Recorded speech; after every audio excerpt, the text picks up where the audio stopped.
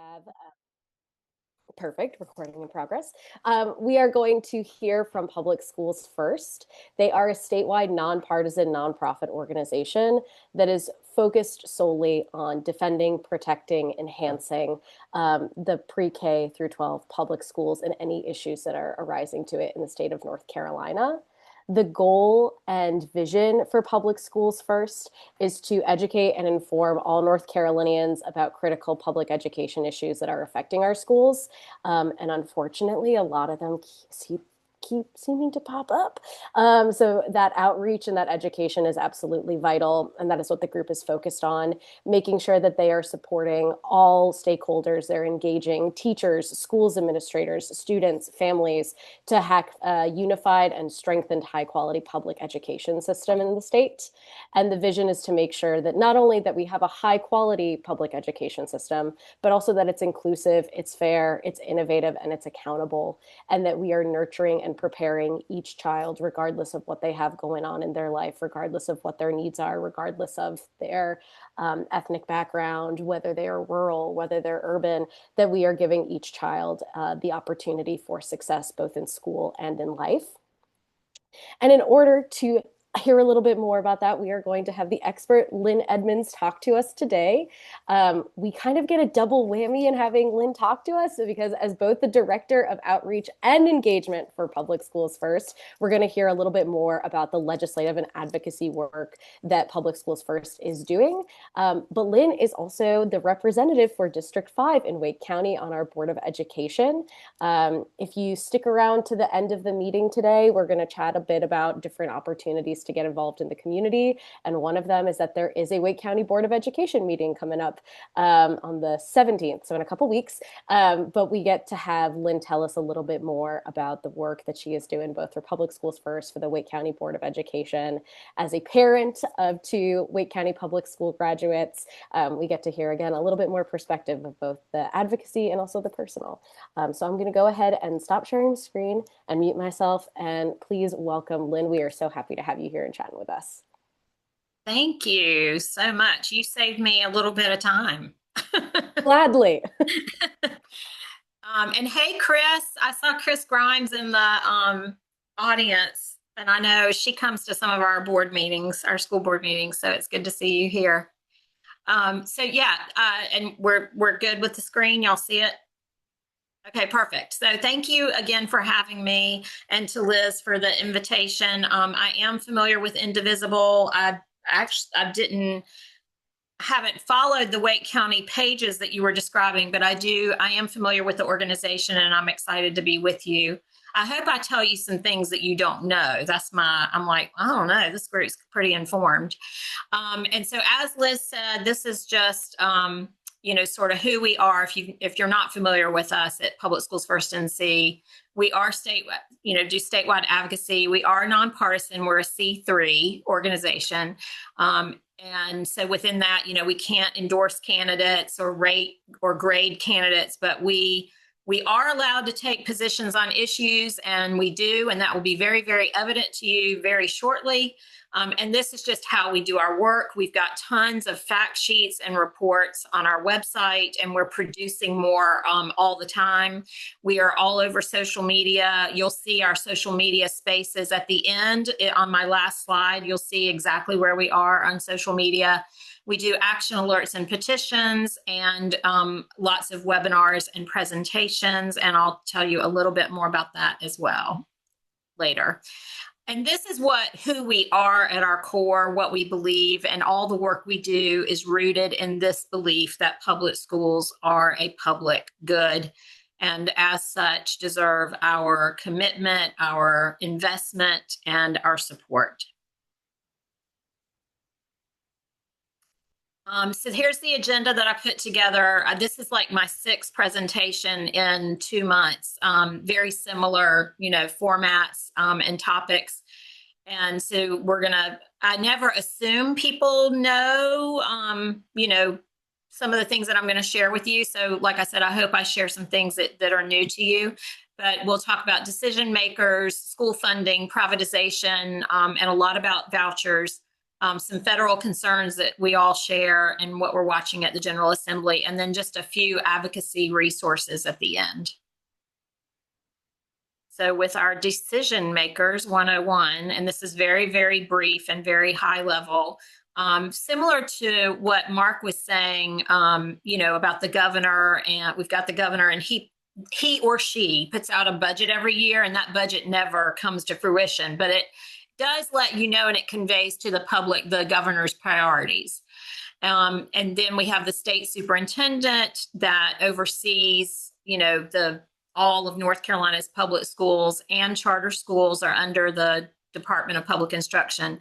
And then we have the State Board of Education, and they do set some policy, but they have to follow state and federal laws, of course. So here's a little nugget of information that is important during election season. I mean, it's important all the time, but I didn't know this until about 3 or 4 years ago. The lieutenant governor and the state treasurer, regardless of who those people are automatic appointments to the State Board of Education. So no matter who is elected as the lieutenant governor or the state treasurer, they are automatically seated on the State Board of Education. So going forward, always keep that in mind in North Carolina, that, in addition to the roles of the lieutenant governor and of the state treasurer, which are important, on their own, you also need to consider who you want sitting on the State Board of Education when you vote for these two individuals. And this is we borrowed this from our friends at Carolina Forward. This is just shows you, I like a visual of the balance of power. I'm sure many of you know that we have a very, very narrow potential, if you will, of sustaining any of Governor Stein's vetoes by literally one vote. So that's important. And it means that, every single, if there's something that the governor vetoes that the Democrats want to sustain, every single one of them has to be present that day, and every single one of them has to vote to do that. It's a super, super narrow way to support the vetoes, and that's what this is. I forgot that I actually had this slide in here, so that talks about that very, very narrow margin. And I'm going to talk about school funding, and then we'll pause, for questions. I like to, pause during my presentations, I find it makes it more conversational. So let's look at this briefly. In North Carolina, and, we've got a lot of folks that are new to North Carolina, have moved here from other parts of the country, and we do funding differently in some parts of the South, including in our state. And that is that we get most of our funding from the state, rather than like in the Northeast, where the funding comes from it's a very micro level, your local taxes, your local municipality or township or what have you, and it's just a few schools in that district, and the funding is very different. But in North Carolina, most of our funding comes from the state. And when we talk about local funding, that's going to come from the local county commissioners. So Wake County commissioners or Durham County commissioners.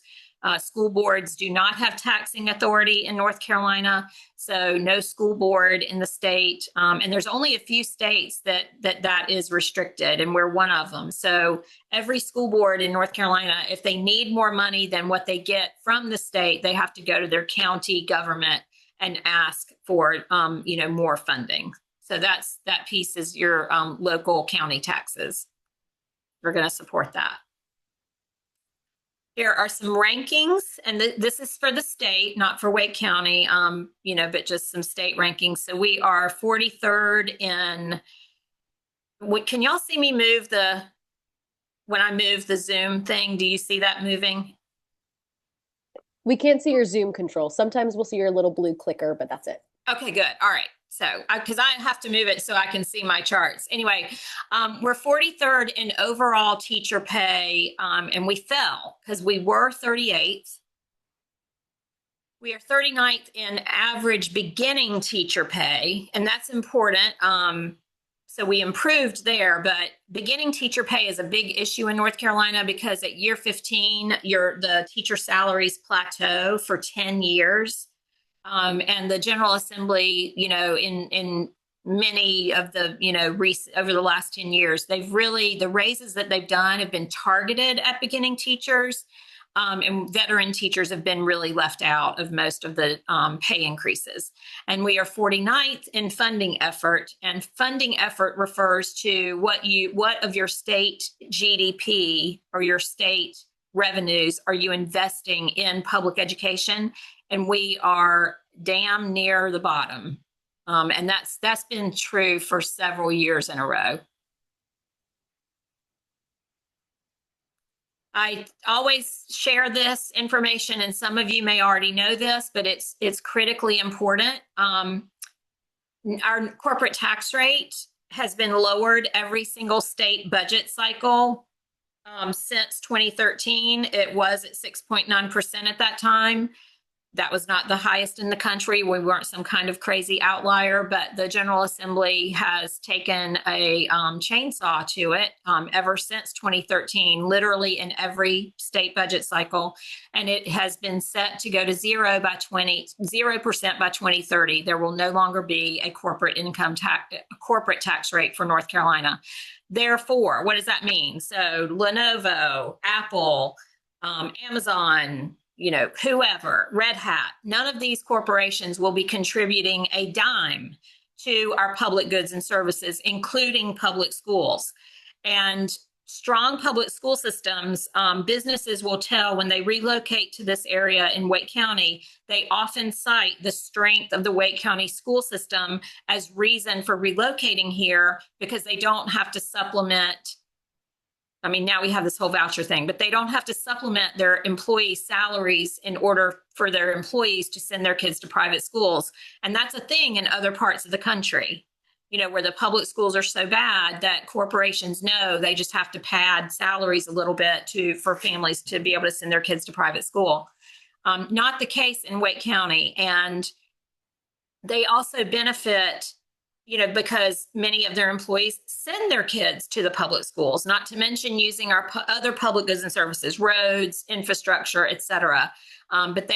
This is already a done deal. This was done in the last 2-year state budget that they set it to sunset, to set it to zero out. So the only way to change this going 0% by 2030 is to elect representatives that will undo it because it's done. It's already law.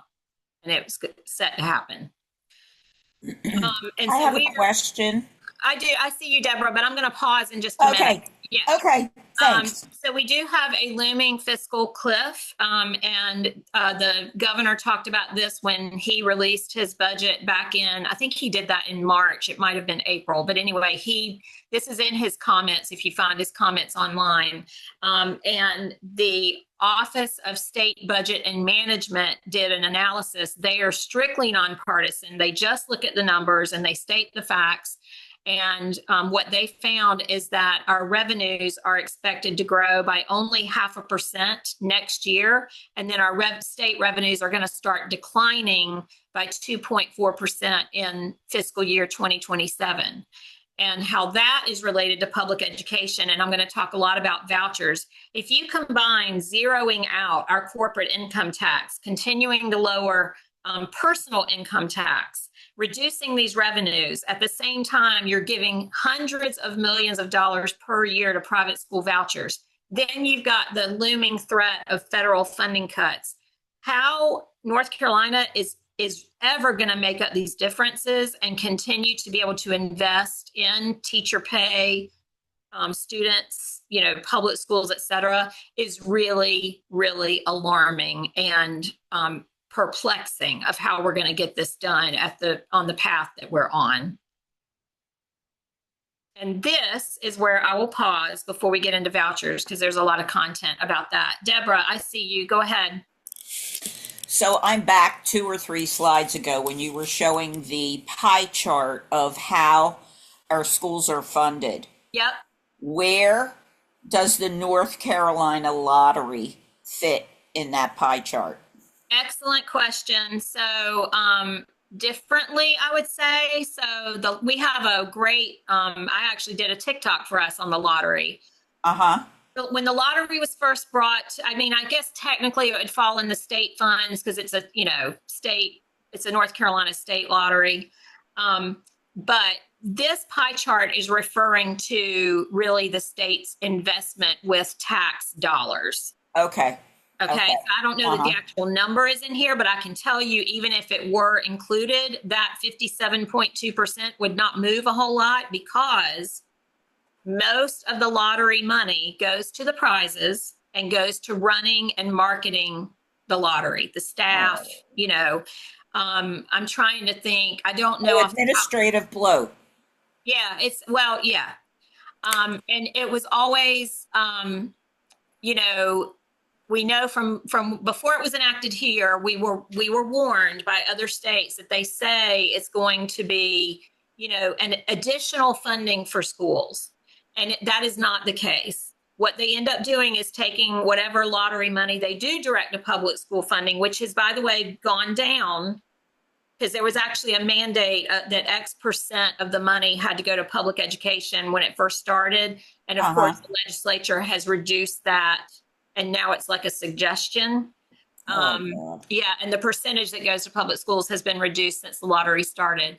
But instead of adding to the public school pie, they're supplementing things that the state used to fund. They're using lottery funds to supplement. So thank you for the question. And I don't have lottery data in here, but we do have a fact sheet about the lottery on our website, and it was updated recently. So it's good updated information, and you can find that on our website. Thank you, Lynn. Yeah, you're welcome. All right, let me scoot back to privatization and vouchers. So this is just the general playbook that is true, not just in North Carolina, but, across the country. First, you've got to convince people that the public schools are failing, and you chronically underfund them first, and then you talk about how they're failing. And then lately we've added a layer of attacking teachers in the teaching profession by calling them groomers and claiming that they're indoctrinating children. So you discredit the whole structure and the whole trust in the public schools and in teachers. You loop in culture war nonsense, book bans. And so you plant the seeds for parents not to want to send their children to public schools, and plant the seeds for the larger community not to want to support them and invest in them. And then, of course, you show up with the solution, which is push and fund private options for families. So that's the, classic playbook. And when North Carolina first introduced vouchers, this is really important for some of the information I'm going to share with you. They were sold to us as a way for students, our most vulnerable students, to escape their failing public schools. And that is how Opportunity Scholarships program began in 2014. And it has expanded dramatically over the last decade. They did come to us in a bipartisan manner. There were some Democrats, Black Democrats from more rural places in the state that joined with Republicans to bring about the Opportunity Scholarship program. I get this question a lot. There was a lawsuit right away when they were first introduced, but we lost that lawsuit. And when I say we, Public Schools First NC was not part of it. I just mean those of us that are public school advocates, the collective we, those of us opposed to vouchers, lost. So that happened in 2013. In 2014, we did have a win with the Superior Court. But then in July of 2015, the North Carolina Supreme Court overruled the Superior Court, and that was devastating, and it led to where we are now. So yes, there was a lawsuit, and somehow the Supreme Court at that time decided that they were constitutional and they could move forward. So with the voucher expansion, how it has expanded over the last decade, this is a policy piece. So it's expanded in dollars, but it's also expanded in policy. And this piece is very important. So when the vouchers were first started, you could not access a voucher, unless, you had been enrolled in public school before. That was required for those early grades. And then they expanded that to grades, 3 through 12. You had to have been in a public school before you could access the voucher. Well, now that's no longer required. And why that matters is, for a while, families that were already enrolled in private schools, they could not access the voucher regardless of income if they were within these grade levels. Well, now that is out of the water, and spoiler alert, guess what happened from where we are today? Most of the families accessing the vouchers were already enrolled in private school and already paying the tuition. You'll see specifics about that in just a second. This is another thing that happened, is that they expanded the income limit. So when they first started in 2014, a family of 4 could not have an income higher than $53,000 in order to access the voucher. And then you see that it went up significantly to 73, then 89, up to 111,000 for a family of 4. Now we have no limit whatsoever. So you can be a family of 4 making millions per year, and you can get a taxpayer funded coupon for your tuition that you don't need, that you can already afford. And here is the eligibility again. So this happened last year with the new school year. So they divided the vouchers when they expanded the income limit, like took the lid off and made it universal. They did institute these tiers. So what this means is, the more money you do make, you get less of the actual voucher amount. Does that make sense? So this just chart, I know it's very busy, but it shows you, who gets access at the tier level. So if you're in that tier 1, you get the full amount of the voucher, which is, $7,400. If you are, a family of 4, making plenty of money, you still get $3,300 of taxpayer money. And the percentages on the right side show you who, took the vouchers, who got access last year, that were newly eligible. So here's another look in a different way. This was just reported to an education committee, or the state board, I guess, at this past week. These numbers came out. This is specifically for the vouchers for the 24-25 school year, because that is the first year that anyone and everyone could get access. And so of all the new recipients of vouchers in 24-25, 53,000 people were new recipients. And then the new recipients that were never in a public school, you see that number down there. And here's what it means, 46,000. So 87% of all the new vouchers this past school year went to families that were already paying for private school, already enrolled in private school. That's the new ones. And then of all the vouchers this past school year, so people that were already getting one, they're included in this number. 92% of all the vouchers this past school year went to families that were already enrolled in private school and already paying for that tuition or part of it. So it is very alarming, and districts across the state, including Wake County, have had to cut their own school district budgets because of budget shortfalls. We just went through it. And I can say, as a school board member, it was a very miserable experience. But yet here we are. So no lawmakers can say that, well, we can't fund public schools more. We don't have the money. Yeah, we do. And this is evidence of that for families that don't even need it. this is the expansion of the total allotment. So the total investment in tax dollars that are, going into the voucher program. So for example, in 24-25, we spent more than $600 million just in that 1 year on private school vouchers.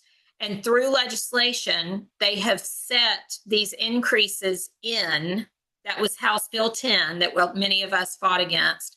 And these are the allotments that are already set to take place in each of these years that you see on the chart. So by 2033-34, North Carolina taxpayers will be investing more than $900 million for that 1 year in the voucher program.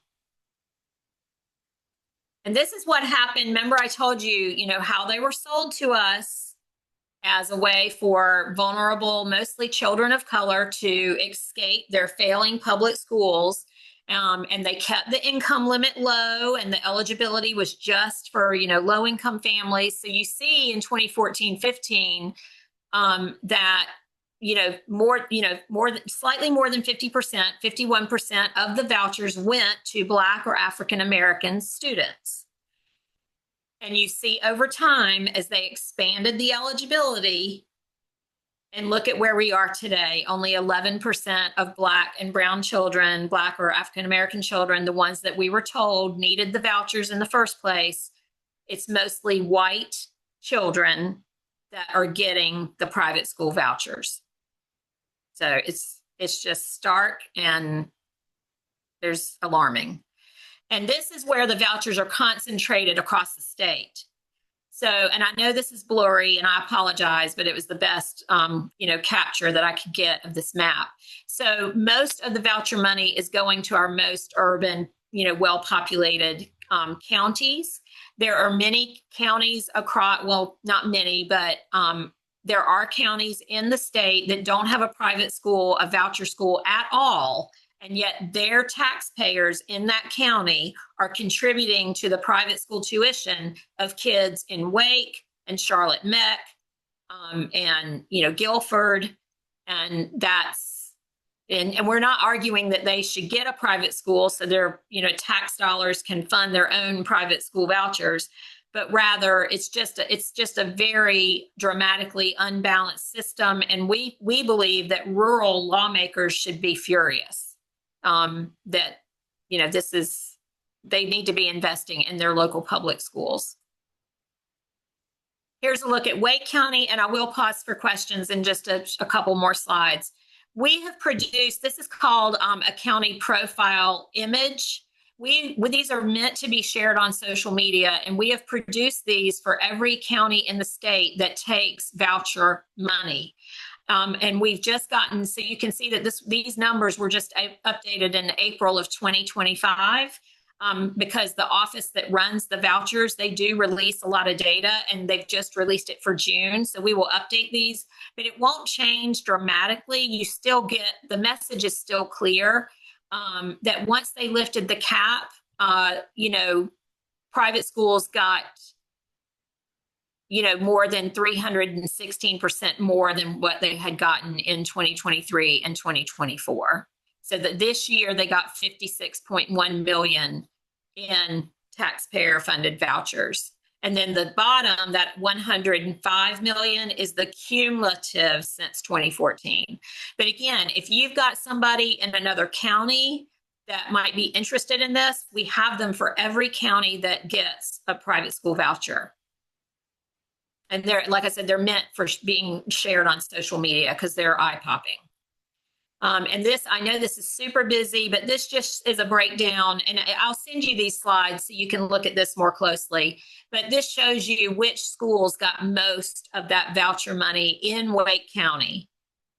And Grace Christian School, they got, 1,672% more once the cap was lifted. So pretty staggering numbers. We have a private school voucher report on discrimination. So one of our oppositions to vouchers is that these schools are allowed to openly discriminate based on family lifestyle, student identity, religion, ability. They don't have to take kids with IEPs. None of that is in play for private schools that get taxpayer money. And we think that's wrong. So what we did is we went through all the voucher receiving schools. We went to their websites and we looked at their handbooks and their websites, and we looked at, their language of how they discriminate based on these criteria. And that is in a full report that's on our website. You can download it. It's free. And it's got those examples and those citations. And we are updating this report, but it's, the message is still the same. So even though it's January of 2024, it's still, pretty current information, and it'll get updated soon. We've got some other reports in the pipeline. So charter schools are problematic in their own way, and we've just completed a report about charter schools with a researcher I think she's in Orange County or Chapel Hill, maybe Chatham. Anyway, Barbara Fetters is a researcher that worked with us on this report, and we are doing a webinar with her on Tuesday this week. It's at noon, and it's free to attend, and it will be posted on our YouTube channel. So if you miss it live, but we're trying a lunch and learn this time, so that's why it's at noon. And I think it's scheduled just from noon to 1, so 1 hour. But we're going to be detailing this report and talking about it. And this report is also available on our website for you to download and look at and read on your own. And Liz, if you remind me, I can send you some links. If you'll help me develop a list, I can send links to these along with the slide deck, but I might need a reminder and a list. Absolutely, we can do that. We'll pause here with the federal stuff and I saw the chat blowing up, but I didn't look at it. So what questions do y'all have? The question that was asked was, how much money is that again per person, and then total taken from public schools by this program? How much per student? I don't know that number. I think for me, the bigger picture is just the hundreds of millions per year. Because if you just, hundreds of millions per year, we could divide, how many public school students there are across North Carolina, divide that number and come up with a number as far as like per student. But with hundreds of millions of dollars per year, surely we could make a huge improvement on teacher pay, on teacher recruitment and retention, on, classroom materials and supplies. So I don't know that number, but it's significant. And then the other question part of that comment was, and then how much money is taken from the public schools? So we're saying all the money that we're seeing go to the private school vouchers are taken from the public schools. All right. So for me, that is a question of semantics, because what voucher defenders, especially lawmakers, will say is they will say to us and to you, no, we are not taking this money, the voucher money, out of the public school pot, if you will. And technically that's true. But if you've got these taxpayer dollars, hundreds of millions per year, just this year, more than $600 million. What else could you do? I'm sorry, my husband's coming in the door and the dogs. Anyway, what else could you do with that money? You could significantly raise teacher pay. You could invest more in classroom materials. You could invest more in teacher training. You could invest more in other public goods and services.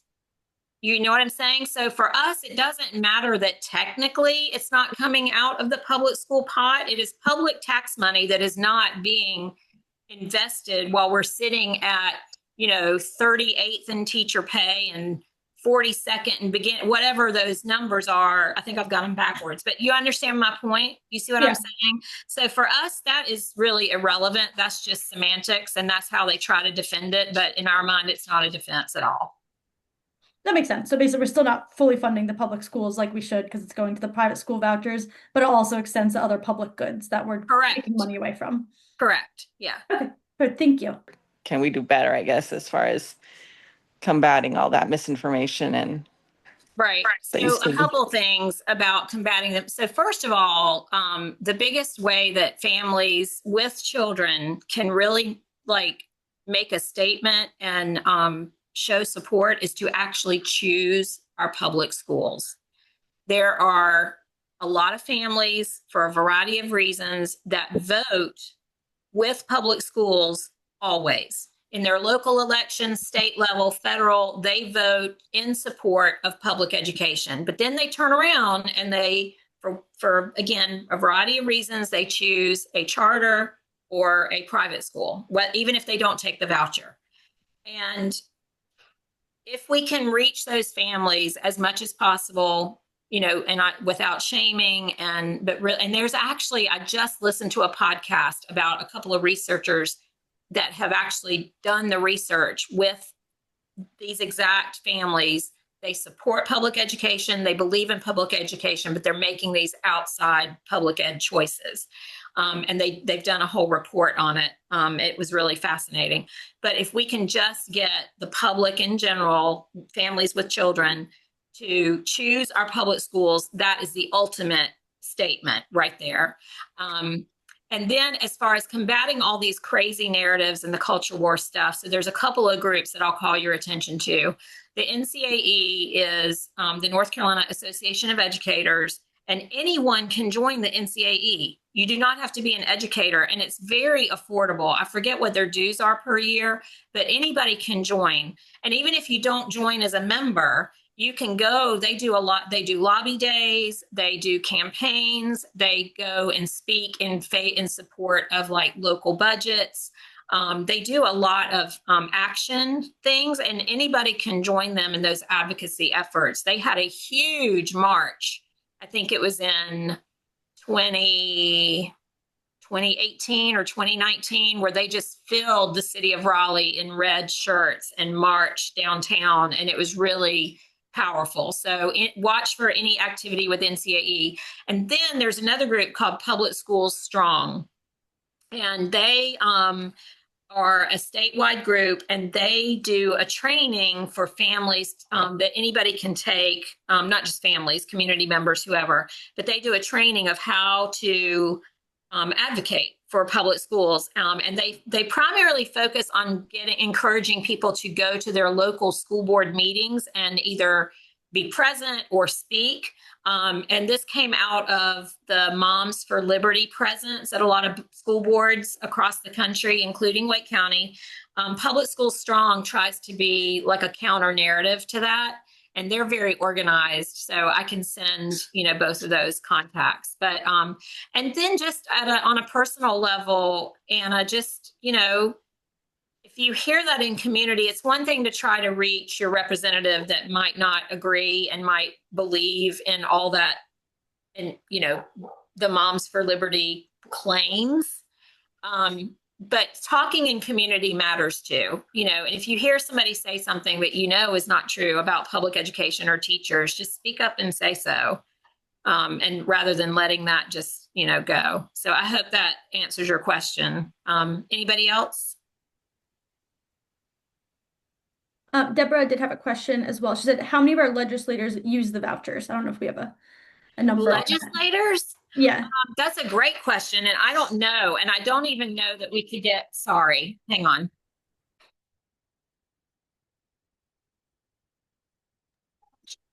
Sorry. We need some, what is it? WD-40?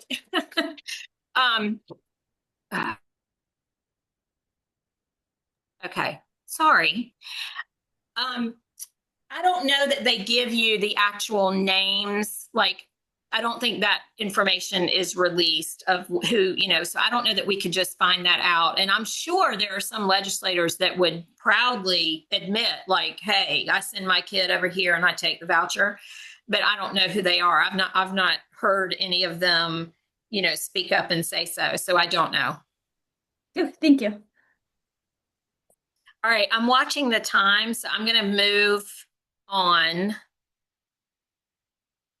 So with the federal concerns, we share the same ones that I'm sure all of you do, but specific to K-12, So far, anything that has come out as far as an executive order is very threatening and scary. But what we are told, and right now I'm speaking as a school board member, our attorneys have advised us that as threatening and as scary as they are, they don't create a new law or undo current law. So we just, stay within the law. Now, other boards, that's what the Wake County Board of Education, other school boards across the country, they may choose to react to an executive order, even if they legally don't have to. So that's just kind of where we are with executive orders. Now, with funding cuts, these are the things that are under threat as far as grants, or just flat out funding cuts, even if it's not tied to a grant. But it's, Title I schools have been threatened, special education funding, magnet grants, and Medicaid funds. And Medicaid funds are relevant because many of the services that some of our special needs students receive come through Medicaid funding. And so that is like really a huge deal and will impact public school students that receive some of those services. Other federal concerns, just things that we're watching. So over in Arizona, they're trying to codify vouchers in their state constitution as a way to, codify them and make sure that they can't be undone. And then there was the Educational Choice for Children Act of 2025, which is a voucher program. And that program has morphed into the big, beautiful bill. So it's not the Ed Choice for Children Act anymore. It is incorporated into the bill in section 110109. And it is a tax credit for contributions to individuals to scholarship, or for individuals to scholarship organizations. All right, so what does that mean? So this next slide is wordy, but I just want us to read this together. So what it does is individuals, if this passes, individuals would be able to contribute up to 10% of their income to scholarship granting organizations, so a private school, that would administer and distribute school vouchers, or to a entity. So, they can contribute to an entity that would distribute school vouchers. The donors would receive a voucher, a dollar for dollar tax credit on a first come first basis until the $5 billion total is reached. And because the bill allows contributions of cash or marketable securities, donors could actually profit because, like, if the contributor bought a stock for $2,000, and at the time that they donate that stock, it's worth $10,000, the contributor would get a $10,000 tax credit, but not be required to pay the $8,000 in profit. So I know that's very wordy and very technical, but it's a different type of way to make money off of the voucher scheme. And we actually just did an action alert at Public Schools First NC. I think it went out if it didn't go out on Friday, I think it's going to go out on Monday, and it's probably in our newsletter today about this. And we break it down differently. This language I borrowed from another source, but I hope so that's how it morphed, and it's just a whole other money-making scheme, that benefits vouchers and private schools and the wealthy. So here's what we're watching at the NCGA. And I know that was not a lot about the federal concern stuff, but as you all well know, the federal stuff, it is a fire hose every day. And at Public Schools First NC, our organization, we are required within our bylaws to focus on North Carolina issues. So we do follow the federal stuff because obviously it'll, trickle down to all the states. But our focus is really on North Carolina. So that's why I didn't bring to you a bunch of federal content. So at the GA, we are watching these bills specifically. Senate Bill 227 and House Bill 171 that target, any of the DEI stuff in state agencies. Well, that's going to cover, K-12 as well. Senate Bill 55, House Bill 87, cell phone limits in schools. Wake County just passed their first cell phone policy, but these cell phone limits, they are moving in the General Assembly. So just as a Wake County board member, again, we may have to revise what we just passed, but we are, paying attention. And this is, we know for a fact at Public Schools First NC, as far as other districts are concerned, they're going to pass some kind of cell phone restriction. The governor supports it. He's got a task force that's working on it. So with everybody on the same page, we know that there will be some kind of state law limiting cell phone use in school, and that will apply to every district in the state. Senate Bill 50 and House Bill 5 loosens the concealed carry. Mark mentioned that earlier today. Very alarming. I mean, we have had an uptick in guns on K-12 school campuses. And I want you to imagine, of course, these kids are getting guns from somewhere, mostly from homes. But the piece about these bills lowering the age for obtaining these guns to 18 instead of 21, think about your high school students and how much closer they are to 18-year-olds in their lives. And so it is alarming with regard to school safety. I mean, just really, I find it alarming no matter what, but it's very relevant to school safety and very dangerous. House Bill 636 has gotten a lot of media attention. That's the wholesome content for students. And I just am providing you a couple of resources. The ACLU opposes it. The American Library Association opposes it. And this bill, one thing it would do, just one of the things, it would allow anybody in the community to object and challenge a book in a particular school. So right now, at least in Wake County, and I know some other districts have similar policies, you can object to a book in a school, but you have to have a kid there. You have to be a parent or guardian of a child there to be able to make that objection. This opens it up to anyone.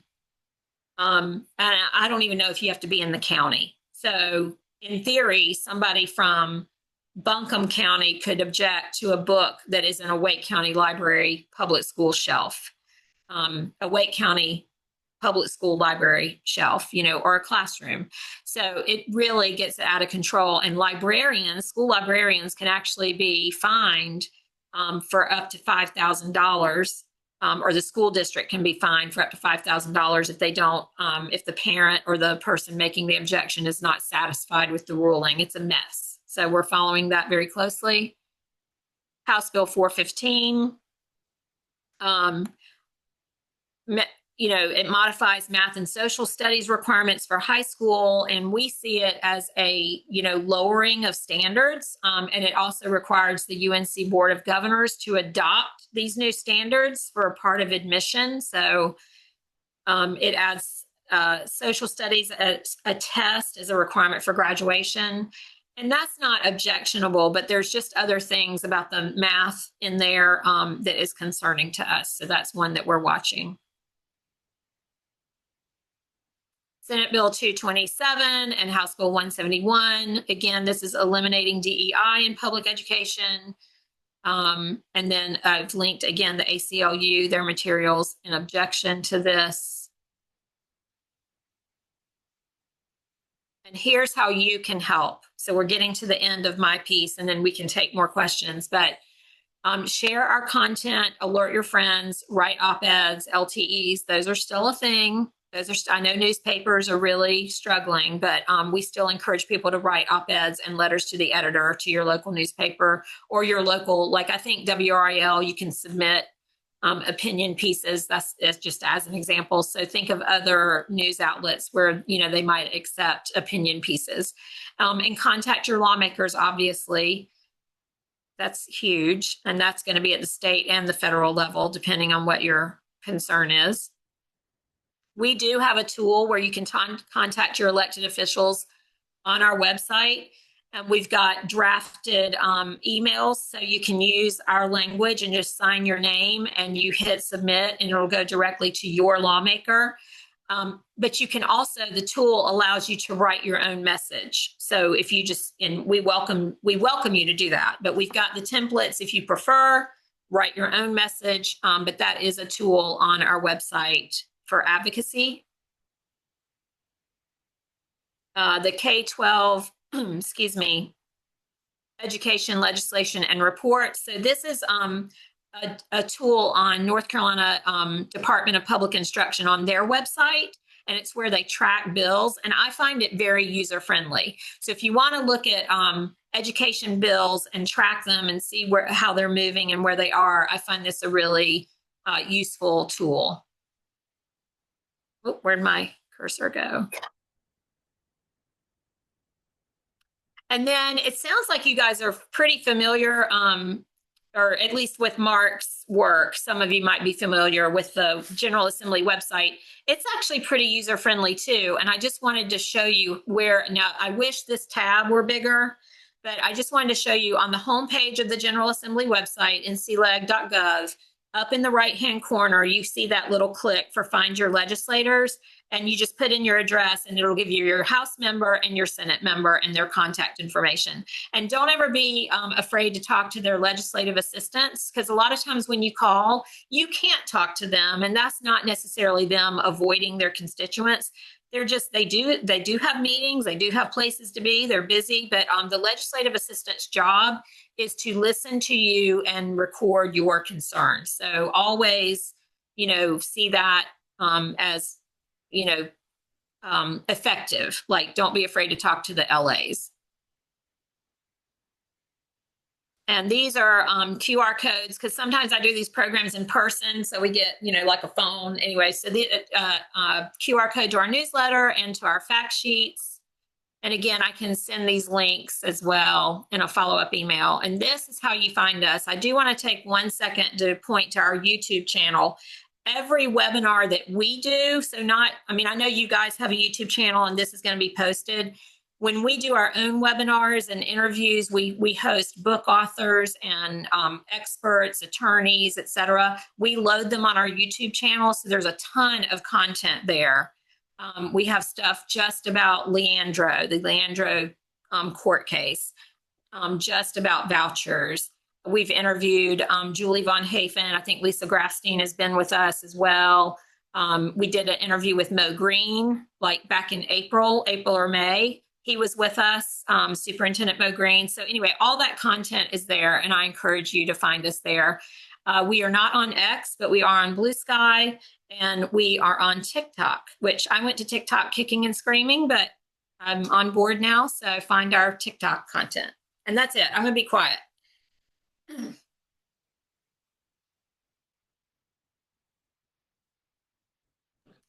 Ooh, don't be quiet. Well, I can answer questions, but. I was going to say thank you so much, Lynn. It looks like we have a couple of questions in the chat. One is in regards to any lawsuits challenging the funding of religious schools with tax dollars, either in North Carolina or in general, that we're seeing. Just yesterday, so I told you earlier in the program that we lost a lawsuit when the vouchers first came to North Carolina. We just lost. And again, we is not Public Schools First specifically, but we public school advocates lost that court case. And there has not been another challenge since, because it was a North Carolina Supreme Court decision, that was it. That was the decision. But just yesterday, I'm trying to remember what state it was. It was not Arizona. It might have been Utah. I can find out, because we were circulating, our team was circulating an email, and it was news from April where another court in another state, their Supreme Court, did rule the vouchers unconstitutional based on their state constitution, which has very similar language to ours. And we should all be able to find it if we do like a Google search, because it was from April of this year, was this ruling. And I'm thinking I want to say Utah, but I could have that wrong. We should talk about Texas. So Texas is obviously a very red state. So this is not a lawsuit, but I find it relevant to this question. Texas just enacted private school vouchers about a month ago for the first time in their state history. And again, we all know Texas is a very red Republican state. Got it. Okay. They had pushed off vouchers for decades because so many of their rural lawmakers, their public school in their district, their public schools are everything. Friday night football, they all the kids go to the public school. The families are invested. They're, employees, their constituents work in the public schools. And so they were like, no, we do not want private school vouchers. We support our public schools. And these are, you can find interviews with some of them on television. They're Trump voters. I mean, they are red Republican voters. But these lawmakers, these Republican lawmakers, did not want private school vouchers. And so Texas did not have them. In the 2024 election, some investors, some billionaire privatizers from other states, primarily Wisconsin and Michigan, targeted specific lawmakers in Texas with other Republican candidates, so Republicans opposing the incumbent Republican, but those coming in were funded by private school voucher backers, funders.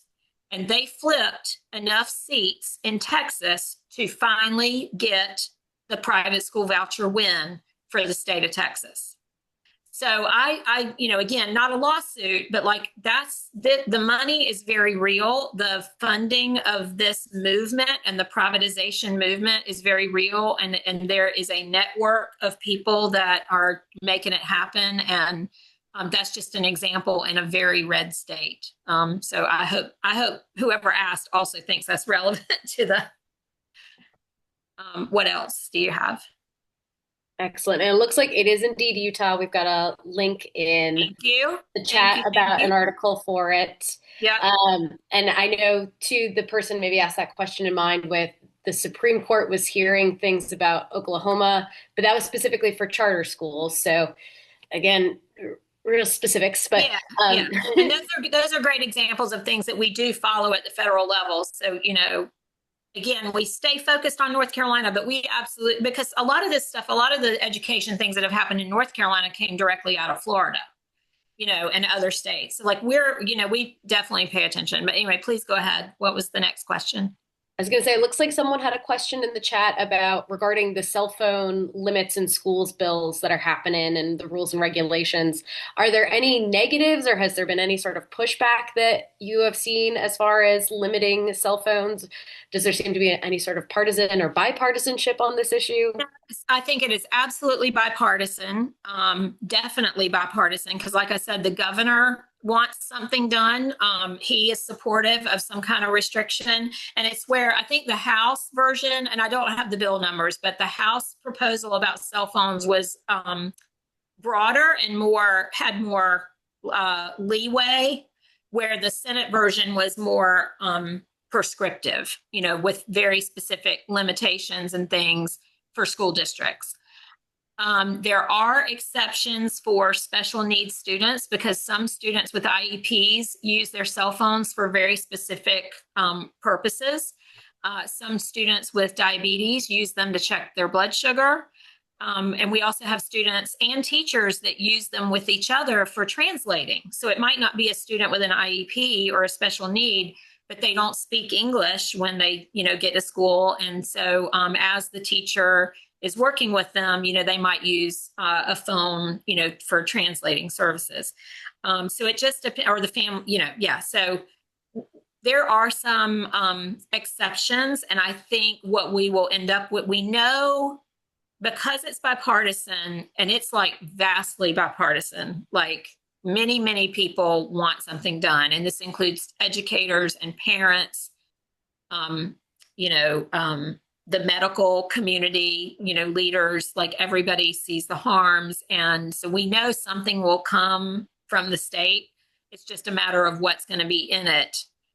and what, how prescriptive it will be to school districts. So I hope that helps. But no, I think it's one of the few things I think most people agree. Now, there is pushback. You asked me about pushback. The most pushback that we've seen, and this would be more in my school board role, there are some parents that are like, don't tell me I can't reach my kid like in an emergency or any time of day, or, even if I have a carpool change, I need to be able to, text my kid. So we understand that it's going to be a big culture shift, but we think it's, the right thing to do. And clearly state lawmakers and the governor agree. Thanks, Lynn. I really appreciate that. And just again, for us, for how you can help us and help public schools is to please just share our content. And you saw all the social media stuff. We're here for, and I'll come talk to any group. So if you have another group, like a book club or a church group or a civic group or something, and we do this for free. We don't charge for whether it's a webinar or in person. The only time we ever charge is if we have to travel far outside of the Triangle area. And then we just charge for mileage. Like it's absolutely free, and I love doing it. Thank you. You're a true champion. Thank you. Thanks, Lynn. And for those people who couldn't come today, we'll have this out on our YouTube channel. We've recorded the session and we'll place it out there so the information will be fresh for everybody.